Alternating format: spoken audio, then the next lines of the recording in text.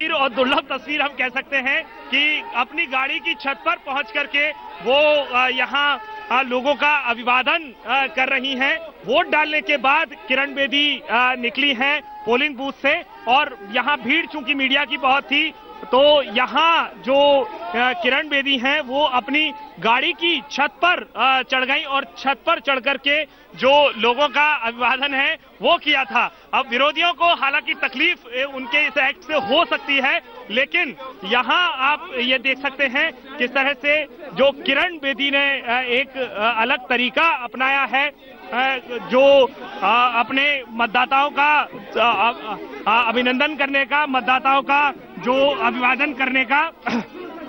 ये आप देख सकते हैं किरण बेदी यहाँ पर हैं, अपनी गाड़ी की छत पर वो चढ़ गई हैं यहाँ पर और ये जो बहुत अनोखी तस्वीर है, ये बहुत अनोखी तस्वीर यहाँ पर है।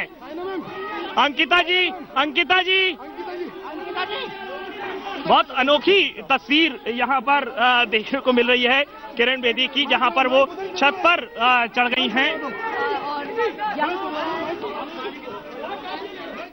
तो किरण बेदी गाड़ी की छत पे चढ़ी हुई हैं और परिवार के सदस्य लगता है शायद उनके साथ है, या तो उनकी बहन है या बेटी है, जो भी है वो जानकारी मिले कौन है। लेकिन इन सब के बीच राज्य की मुख्यमंत्री के तौर पर किरण बेदी का चेहरा सामने लाया गया है और किरण बेदी गाड़ी की छत पे खड़ी होकर मीडिया की मौजूदगी चूंकि इतनी ज़्यादा है कि मीडिया के बीच में वो लगातार लग रहा था जैसे खो जा रही हैं और मीडिया लगातार उनसे सवाल का जिक्र कर रहा है, क्योंकि मौजूदा वक्त में अगर ध्यान दें तो सिर्फ पहली बार लोकसभा चुनाव के बाद दिल्ली एक ऐसी विधानसभा सीट है या विधानसभा राज्य है जहां पर विधानसभा को लेकर चुनाव हो रहा है, एक चेहरा सामने लाया गया और प्राइम मिनिस्टर मोदी का चेहरा इससे पहले हर चुनाव में अकेले नजर आता था, चाहे लोकसभा का चुनाव हो, महाराष्ट्र का चुनाव हो, जम्मू कश्मीर का चुनाव हो, झारखंड का चुनाव हो, हरियाणा का चुनाव हो, सारे के सारे जो भी विज्ञापन, जो भी पोस्टर, उसमें किसी दूसरे चेहरे को अहमियत कभी नहीं दी गई।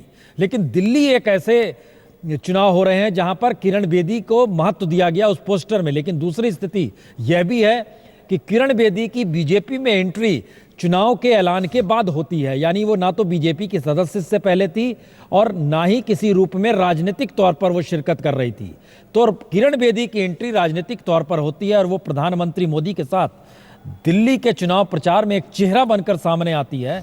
तो ये जाहिर है हर तरफ से कई सवाल बीजेपी के भीतर भी उठते रहे और बाहर भी उठते रहे कि बाहर से एक चेहरा लाकर आप जब उसे मुख्यमंत्री के तौर पर सामने ला रहे हैं तो बीजेपी के भीतर उसको लेकर क्या रिएक्शन होंगे। ये सारे एक ऐसे सवाल थे जिसको लेकर लगातार बहस इस पर चलती रही, होती रही और इन सभी की वजह से भी सरकार कहीं सड़क पे नजर आ रही थी, कार्यकर्ता नजर आ रहे थे, देश भर के नेता नजर आ रहे थे, आरएसएस की सक्रियता दिल्ली में नजर आने लगी। और दिल्ली जो कि जिसका जिक्र हो रहा है कि 1,30,00,000 वोटर हैं, 70 विधानसभा सीट है, पूर्ण राज्य का दर्जा तक नहीं है, बावजूद इसके इतनी बड़ी अहमियत और इतना बड़ा जुआ जो खेला गया है पार्टी के तौर पर। आलोक जी, इतने बड़े जुए को खेलने की वजह सिर्फ यही है कि कम से कम जीत रुके नहीं या कुछ दूसरी वजह है? जीत रुके नहीं और इसीलिए आप देखिए कैबिनेट के जितने मंत्रियों की ड्यूटी लगा दी गई, ऐसा जैसा बहुत अद्भुत जिसको कहना चाहिए कि पूरी शक्ति लगाना। एक बात जरूर मैं प्रसून जी कहूँगा कि वो बड़ा होमवर्क करते रहे हैं और इसलिए आश्चर्य की बात यह है जिस तरह की चुनौती उन्हें मिली है शायद उन्होंने ऐसा सोचा नहीं होगा वो। और किरण बेदी जी को लाना भी ये भी एक बात का सबूत है कि पूरी नई टीम बना। देखिए आपने महाराष्ट्र में उन्होंने किया, हरियाणा में किया, झारखंड में किया, जिन राज्यों में भी उनके सत्ता में आने के बाद, मतलब प्रधानमंत्री बनने के बाद बीजेपी की सरकारें बन रही हैं, उनमें उनके अपने लोग एक तरह से हैं। देखिए, और दिल्ली में सुषमा स्वराज यहाँ चुनाव लड़ चुकी थी, हर्षवर्धन उम्मीदवार थे और उपाध्याय अभी अध्यक्ष बनाए गए थे या पुराने जगदीश मुखी थे, सब कहीं दिखाई नहीं दिए, मतलब एक तरह से किनारे कर दिए गए। ये भी एक प्रमाण है। आप हमें ये बताइए उर्मिलेश जी कि क्या बीजेपी का कोई नेता होता तो इस तरीके से गाड़ी पर खड़े होकर विक्ट्री का चिन्ह बनाता?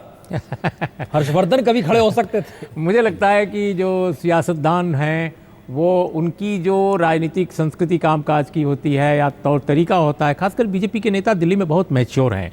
देखिए, राजनीतिक असहमतियां अपनी जगह हैं, लेकिन हर्षवर्धन को आप ये नहीं कह सकते कि हल्के किस्म के हैं या उच्छृंखल हैं या गंभीर नहीं है। बहुत संयत और तो बहुत डेडली कॉम्बिनेशन ठीक ही तो संजीदा। कहा उन्होंने। वो मुझे लगता है कि या तो मन की बात आ गई बाहर या वो tongue of slip of tongue था। दो ही बात हो सकती है। कई बार गलतियां हो जाती हैं, कई बार अनजाने में हो जाता है, कई बार मन की बात भड़ास निकल जाती है। पता नहीं क्या था, ये तो मनोविज्ञान का विश्लेषण होना चाहिए। लेकिन मुझे लगता है कि बहुत सारे नेता उनके जो हैं, वो किरण बेदी जी में बहुत क्वालिटीज हो सकती हैं, लेकिन वो सिक्योरिटी एडवाइजर के रूप में दिल्ली सरकार की या केंद्र की वो शायद ज़्यादा सफल कामयाब होती। मैं ये नहीं कह रहा हूँ मुख्यमंत्री वो, जनता अगर उनको जनादेश देती है मुख्यमंत्री वो बनेंगी, हम सबकी मुख्यमंत्री होंगी। लेकिन मेरा कहना है कि वो वो उनको मैंने देखा है, उनको काम करते पाया है, वो सिक्योरिटी की नहीं, एक मीडिया ने अच्छी चढ़ाया है कि ये खुद चढ़ी है गाड़ी पर। ये मौजूद सवाल है। मुझे लगता है कि या तो वो मीडिया वालों को एड्रेस करने के लिए सोचा होगा कि ऊपर आ जाएं, या उन्होंने स्वयं ही एक पुलिस अफसर हैं और बहुत स्मार्ट पुलिस अफसर रही हैं, तो हो सकता है एक पुराना जोश सामने आ गया। मार रहा है, ठीक है, अरे राजनीति का मिजाज है। जी, आपको नहीं लगता स्टूडेंट लीडर जैसे होते हैं?